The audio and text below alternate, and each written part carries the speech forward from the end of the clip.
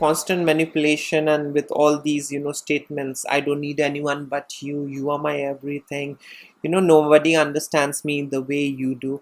And all of this basically sets the stage for trauma bonded relationships later in life. Hey everyone, I hope everyone is doing good and taking good care of themselves. So today I'm going to talk about emotional incest blueprint and how narcissistic parents create internalized slavery. So you guys know who I am. I'm Sarah Khan, and today we are unpacking one of the most misunderstood and unspoken form of narcissistic abuse, and that is emotional incest. Now, before you flinch at that word incest, let's clarify. We are not talking about physical or sexual violation here. We are talking about a deep psychological boundary violation where the child is forced to meet the emotional, psychological, and sometimes even spiritual or sexual needs of the parent. Yeah, I mean, it's rare. The sex thing is rare between the narcissistic parent and the child. It's not a common thing, but it does exist. Yeah, but we are talking about other aspects. Yeah, emotional incest, in reality, it's invisible, it's manipulative, and it breeds a kind of internal slavery that leaves you feeling like your body, your emotion, and identity don't fully belong to you. Yeah, you are not even yourself. You belong to someone else. And how do you feel alive? When someone else validates you. How do you feel alive when someone tells you that, okay, this is fine, you did good? Then you feel alive. Otherwise, you feel like a zombie, dead, disconnected, yeah, not even in touch with your own self. And the credit goes to our narcissistic parent.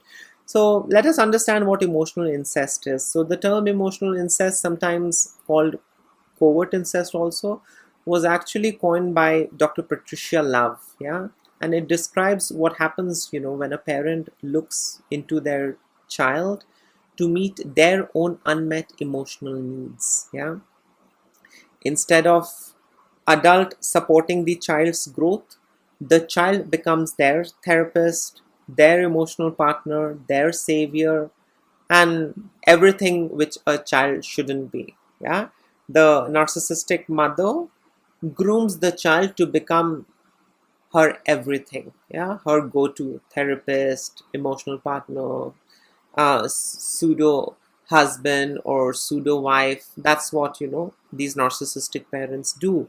They train their children to become their savior. And this is quite a common thing in narcissistic families. In narcissistic families in general, a lot of this crap, emotional incest, enmeshment, all these bad things are disguised as closeness. Yeah, and you'll get to hear these things. We are like best friends. You are the only one who understands me. I can never live without you. I can't live without you. And these are not love, and these are not expression of healthy love. These are you know emotional ownership, you know uh, disguised as love, closeness, care, concern. Yeah, it's nothing more than emotional ownership. Yeah, the child isn't seen as a separate self in narcissistic families by the narcissistic parent, narcissistic mother. They are seen as a source of validation and emotional regulation. Whereas in the narcissistic parent should be the one to regulate the child, help the child regulate and co-regulate, but they burden the child to emotionally regulate them. Yeah, and Carl Jung once said that nothing has a stronger influence psychologically on their child than the unlived life of a parent. Yeah, in emotional incest, that unlived self becomes the script the child is forced to act out, and it's very difficult to come out of that state. If you're a victim of emotional incest, it's really difficult to come out of that state. It's very difficult to unlearn, because you might say, I will not do it, I will not do it, but your body is going to go ahead and do it. Yeah, your body is going to respond differently. Your mind will say, I will not get into this, but your body is going to betray you. Yeah, because you're split. You are not whole.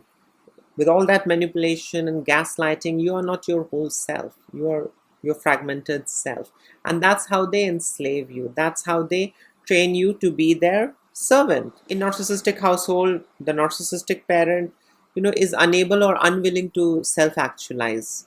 Yeah, and they are in this process of pushing their desires, grief, dream, emotional chaos onto the child. They don't want to process it. They don't want to get into self-actualization. They don't want to, you know, deep dive, but they are going to project all of these things on their child. And now the child has to fix. So, in narcissistic family, you are no longer a child with your own needs. You become a container for everything they cannot hold or contain. Yeah. And again, this is nowhere close to love. It's pure, simple possession. Now, let us look at some of the signs, uh, of being enmeshed. Yeah. There are certain signs to look out for, or you guys must have experienced this. The first is you were your parents' confidant. They told you adult secrets way too early, their fights and this and that. They're going to tell you about all of those things. You must have felt responsible for their mood swings, loneliness, and stress. What do I do to ease mother out? What do I do to fix daddy's problem? Yeah. You must have been punished emotionally or physically for separating from them. Doing things individually was never entertained or appreciated. Instead, you were punished. Yeah. Either emotionally or physically, or maybe you might have, been verbally abused. Yeah, they might have stonewalled or silent treatment, withheld love and affection, or hit you. They do all sorts of nasty things. The other, sign of emotional incest is that, you feel guilty for living your own life even now. I mean, if your parents are dead and gone, but still you might have that, guilt inside of you, that I may have been a selfish child. I could have made things worked out. Yeah. So, that feeling is also there, and we do battle that when we are victims of emotional incest. The other, sign that we uh, have endured or experienced emotional incest, or we have been victims of emotional incest, is that, we feel jealous of our parents' partners. Yeah. Or the other way around, they might be jealous of our partner. Yeah, that's also there. In extreme cases, to tell you all honestly, I have seen narcissistic parents, uh, make subtle sexual comments, touching inappropriately their adult children or their young children, or even use affection as a form of dominance. Narcissistic parents do that, touching inappropriately, giving some subtle sexual comment. Uh, I mean, she's not going to stay with you. You hardly know how to please a woman. I have heard that. I have seen such things, happening, around me. So I can testify. Yeah. So these narcissistic parents, do all sorts of things, to prove their dominance. Yeah. And to tell you honestly, even without any sexual behavior, the psychological effects are devastating. Yeah, so it doesn't necessarily need, sex or any kind of a, physical thing. Even if that isn't there, still it is devastating for your psychological, health and well-being. Because at the root of emotional incest is a message. And that message is, you exist to complete me. If you leave me, I will fall apart. And that will be your fault. Yeah. So, these are, some of the signs, that you may have been enmeshed. You may have been, victim of emotional incest by your narcissistic parents. Now, let us understand the kind of trauma response, emotional incest creates in you. Yeah. So when a child grows up emotionally fused with a narcissistic parent, I mean, here are, the things that develops, in the child. The first thing is hypervigilance. The child is constantly scanning for signs of abandonment or disappointment. People pleasing. Yeah. Your survival dependent on their approval. Yeah. And now it's everyone's. Yeah. The other, thing that we get to see is identity diffusion. Yeah, you don't know who you are because you were never allowed to be separate. You were always, treated as a part of me and not as a separate individual. Yeah, that's how narcissistic parents, forbid you from connecting to your own self. Yeah. The other, thing that, survivors who have survived narcissistic parent experience is emotional guilt. So you feel bad for having boundaries, desires, or even independence. Yeah. And again, all of this is not, a part of your personality. It's trauma. Your nervous system was wired in a way that kept you small, attached, and emotionally compliant. Now, when I say emotional incest is a blueprint for internalized slavery, what I mean by internalized slavery is that you censor your needs before anyone else does. You preemptively, abandon your desire. You put others first, not because you're kind, but, because you were trained to disappear and not exist. Your body may be free, but to tell you honestly, your emotional world is still chained to that parent's shame, fear, and loneliness. Yeah. So you were basically conditioned to serve a role, the role of a caretaker, the role of a rescuer, golden child, emotional spouse, therapist, punch bag, whatever they needed, they trained you accordingly. Yeah. And stepping out of that role feels like betrayal.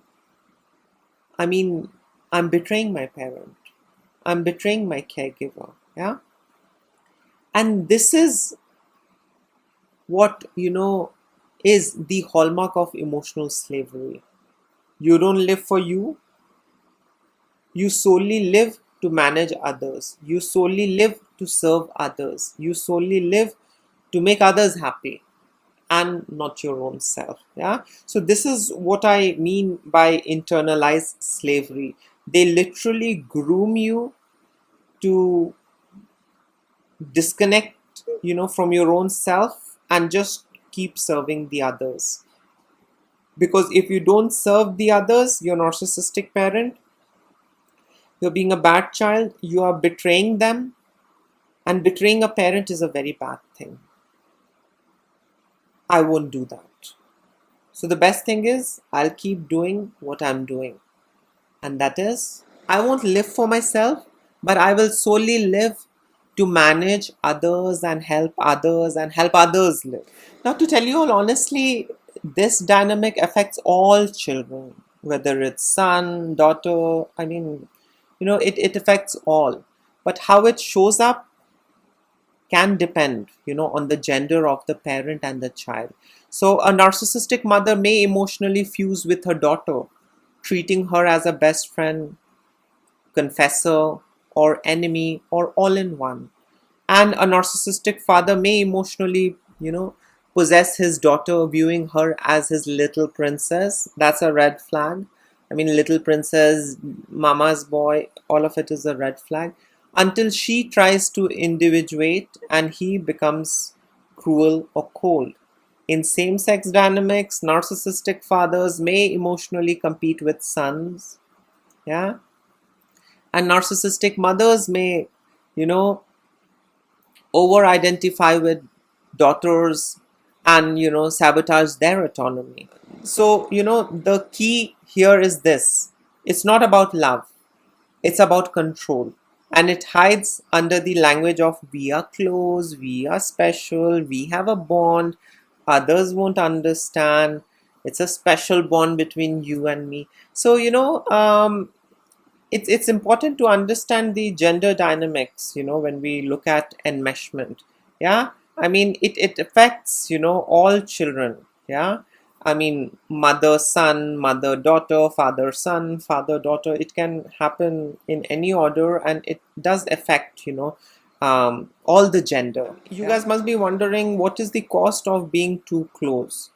Yeah, I mean, when the parent says, "You are all I have, I don't need anyone but you, and no one understands me like you do," what they're actually doing is, they are making you responsible for their inner world, inner turmoil, inner conflict. They don't want to do the dirty work. They are just, you know, putting you in that role to fix them. Yeah. And, because of this you don't really get to have your own thoughts, space, or feelings. You grow up believing that love actually means self-sacrifice. Yeah. Connection means control. Safety means silence. Yeah. Now, do you understand how much of distortion is happening?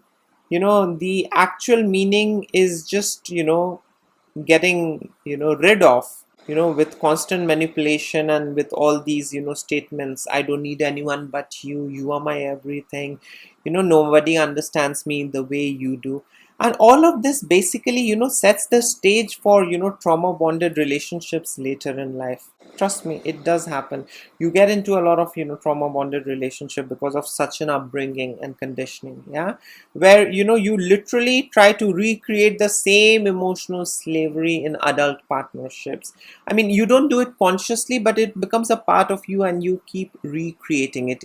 Even if the narcissistic parent is dead, but you keep recreating it. You keep you know um, forcing the same thing in your life again and again. What you have been through, what you have experienced, you keep making yourself experience that again and again. It might be not a conscious decision, but you keep repeating, yeah, the same thing again and again. And I mean, you guys must be wondering why it gets so difficult to leave, why it is so hard to leave, why it is so impossible, next to impossible to leave. And to tell you all honestly, from my own experience, there was a time when I used to literally think why healing from this kind of trauma is so difficult. Yeah. And I'm sure, you guys must be having this question as well. Why, overcoming and healing from this kind of trauma is next to impossible. And this is because, you know, you were trained to feel guilty for separating. You were made to believe their happiness was your job and not their job and responsibility. You were told you were special and punished when you didn't play the part. Yeah. And all what this and all what that and all what happened was codependency. Yeah. All what happened was identity fusion. And this is what Pia Melody calls as pathological enmeshment, where the parent has no sense of boundaries and the child is never allowed to develop a self. Yeah. And even in adulthood, when the child grows up, you know they still feel that they owe their parents something. Yeah. They keep betraying their own self. And so even in adulthood, these children who are raised by narcissistic parents, they may still feel like they owe their parents something or the other. Yeah. If they are choosing to heal, they'll be betraying their parent. Yeah. If they want space, and if they are creating a space for themselves, for their family, for the family that they have created, they are in a way betraying their family. Yeah. And they feel that they might be seen as cruel being, for wanting space. And to tell you honestly, all of that is not the truth. It's pure programming. It's pure manipulation. So emotional incest is a very damaging thing, and it's very painful and damaging to recover. I mean, I personally feel you can never recover from it, but yes, you can become aware of it and you can control and monitor your responses, but you can never overcome this. um, you can learn ways to manage and work things around, but you can never heal from this, at least till the time your parent is alive. Things might get weakened once you know uh, they are dead, but till the time they are alive, there's no possibility of healing from emotional incest. And that's how they enslave you. Yeah, that's how they program you to keep serving them and never connect with your own self. Yeah, so if you grew up with a parent who made you feel like their emotional lifeline, if you were given adult responsibilities but robbed of childhood freedom, and if you still carry, the guilt for wanting to be your own person, let me tell you something. Please hear this. That wasn't love. That was emotional incest. And naming is not betrayal, it's liberation. So change the way how you process things, change the way how you think, change the way how you react, change the way how you accept, change the way how you, process. Yeah. So, I mean, you don't owe your life, to the person who stole your childhood. But some of us are so damaged and scars, we feel that, we owe them. Whereas in the truth is, they robbed us of our childhood. So, what shit do we owe to such shitty people? No, I don't owe anything. You don't owe anything to the person who stole your childhood. Yeah. And, in order to heal, you need to, allow yourself to belong to you. You need to allow yourself to be you, and not, constantly finding ways and developing new strategies to, you know, please them and do things for them. No, just name it, close the chapter, and move on. You might never be able to forget, but at least you can make new memories. Yeah. So, yes, this was it. In case if you would like to add in something, you can always comment below. Till then, take care of yourself. Lots of love and blessings to all of you. Bye.